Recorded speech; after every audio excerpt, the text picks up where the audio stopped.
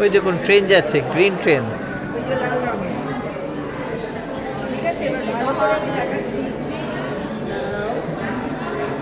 ট্রেনটা যাচ্ছে দেখতে পাচ্ছেন, ডবল ডেকার ট্রেন। কালকে চেপেছিলাম ওই ট্রেনটায়।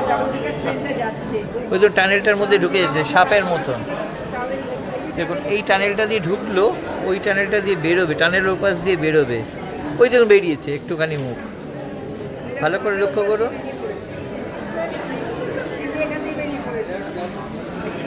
সাপ মনে হচ্ছে, সাপ, সাদা সাপ।